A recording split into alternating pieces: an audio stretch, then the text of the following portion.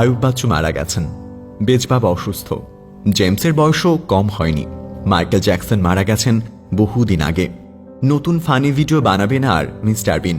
সালমান শাহ কখনো বাংলা সিনেমায় আসবে না। রাজ্জাক, রাজীব, হুমায়ুন ফরিদি সহ কি অসাধারণ ছিল তাদের অভিনয়। টেলিসামা, দিলদার তো অনেক আগেই চলে গেছেন। হিথ লেজারকে আর কোনোদিন জোকার চরিত্রে দেখা যাবে না। শাহরুখ, সালমান, আমির বুড়ো হয়ে যাচ্ছে। শৈশবের হিরোদের এখন ফানি লাগে। অসুস্থ কন্টেন্টে ভরপুর ফেসবুক আর চালাতে ভালো লাগে না। ভাই বোন যার যার মতো থাকে, একসাথে হাসি, আনন্দ অথবা মারামারি কোনোটাই আর আগের মতো হয় না। আক্ষরিক অর্থেই আমরা এই পৃথিবীর সবচাইতে ভাগ্যবান জেনারেশন। 90-এর মাঝামাঝি থেকে 2005-6 সাল অবধি আমরা যারা শৈশব কাটিয়েছে এই বাংলাদেশে, তারা কি পায়নি? 3 গোয়েন্দা আর দীপু নাম্বার 2 পড়া দিয়ে শুরু। কিশোর, মুসা, রবিন আর জিনার সাথে আমাদের ভীষণ বন্ধুত্ব।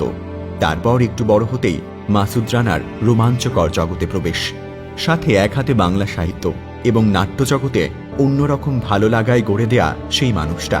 হিমু, মিসির আলী, শুভ্র, জহির, মুহিব, অপলা, জরি, তিলু, নীলু থেকে শুরু করে বাকের ভাই, মজিদ, টুনি, তিতলি কিংবা স্বাধীন, খুসরু, সুবর্ণা মুস্তফা, হুমায়ুন ফরিদি, শাওন।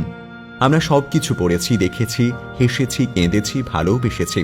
রোনালদো, রোনালদিনহো, বাতিস্তুতা, জিদানের শেষটা দেখতে না দেখতেই প্রবেশ করেছে মেসি, রোনালদো আর নেইমারের অতিমানবীয় জগতে।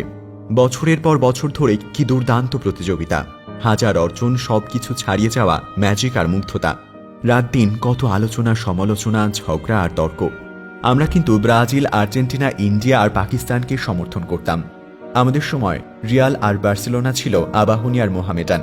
আমরাই বোধ হয় শেষ জেনারেশন যারা সবাই মিলে ফুটবল খেলতাম। 22 টাকা দামের বল কিনতে আমরা সবাই চাঁদা তুলতাম। একটা ব্যাট কিনতে আমাদের অনেক কষ্ট হতো। আমরা মাঠে 30-35 জন থাকতাম, কিন্তু খেলার সুযোগ সবাই পেতাম না। কোনো দুঃখ নেই, আজ যারা খেলতে পারেনি, কাল সকালে সবার আগে ব্যাটিং তারাই পাবে। অতিমানবীয় সচিন টেন্ডুলকারের শ্রেষ্ঠ সময় দেখেছি আমরা, আবার শেষটাও দেখেছি। অস্ট্রেলিয়ার অপ্রতিরোধ্য টিমের খেলা দেখেছি। লারা, ম্যাগ্রা, মুরালিকে দেখেছি চামিন্দা ভাস, সানাদ, জয়সুরিয়া, হেইটেন, গিলাসপির খেলা। আমাদের সময় কিন্তু প্রথম 37 বলে সেঞ্চুরি হয়েছিল ওয়াসিম আকরাম, সৌরভ, দ্রাবিড়, শেনওয়ার্ন আর আসবে না। মনে আছে লাসিথ মালিঙ্গার প্রথম ম্যাচ।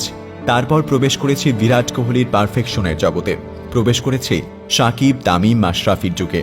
একটা নড়বড়ে দলকে চোখের সামনে মাথা উঁচু করে দাঁড়াতে দেখেছি। আমি নিশ্চিত করে বলতে পারি, কোনো একদিন বাংলাদেশ বিশ্বকাপ জিতে নিলেও আজকের এই জয়ের তীব্র আবেগটা আর থাকবে না। মেহরাব হোসেন, অপি, বুলবুল আর নান্নুরাই ছিল আমাদের হিরো। আমাদের সময় তো শুরুটা হয়েছে। জেমস, আয়ুব বাচ্চু, বেজবাবা, আর্সেল, শিরোনামহীন, মাইলসের সবচাইতে সুন্দর সময়ের সাক্ষী আমরা। আসিফের ও প্রিয়া গানটির কথা কার কার মনে আছে? জেমসের রাতের তারা তুই কি আমায়, বাবা কতদিন কতদিন দেখিনি তোমায়, তুমি বিস্তৃত লগ্ন মাধুরী, কিংবা আয়ুব বাচ্চুর আমি কষ্ট পেতে ভালোবাসি। একের পর এক দুর্দান্ত গানে ভেসে যাওয়া জেনারেশন আমরা। হাসান, বিপ্লব কিংবা পান্থ কানাই আমাদের প্রিয় গায়ক ছিলেন তারা। মনে আছে সঞ্জীবদার কথা, আমি তোমাকেই বলে দেব, কি যে একা দীর্ঘ রাত।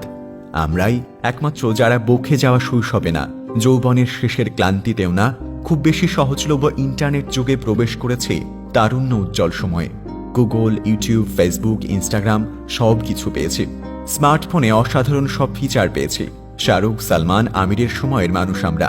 সিনেমা দেখার ঠিকঠাক বয়সে আমরা হাতের কাছে পাচ্ছি দুনিয়ার সমস্ত সিনেমা, কয়েক মিনিটে ডাউনলোড করে দেখার সুযোগ। আমাদের সময়ে সিনেমা বানাচ্ছে ক্রিস্টোফার নোলান নামের একজন মানুষ। আমরা সিনেমা শেষ করে তবদা খেয়ে বসে থাকছি। শৈশবের সব সুপারহিরো নিয়ে পর্দায় এসেছে জাস্টিস লিগ আর অ্যাভেঞ্জার্স ইনফিনিটি ওয়্যার। আমরা কি ভীষণ ভাগ্যবান একটা জেনারেশন। আমাদের গর্ব করার মতো কত কিছু আছে, নস্টালজিক হওয়ার কত স্মৃতি আছে, আবেগে ভেসে যাওয়া কত মুহূর্ত আছে, মুগ্ধতায় ডুবে যাওয়া কত সৃষ্টি আছে। মায়ের হাতের সুস্বাদু খাবার খাওয়া শেষ জেনারেশন বোধ হয় আমরাই। বাবাকে জমের মতো ভয় পাওয়া জেনারেশনও আমরাই সম্ভবত। নাম না জানা অসংখ্য সুস্বাদু পিঠে পুলি আর কয়টা শীতের সকালে খাওয়া হবে কে জানে।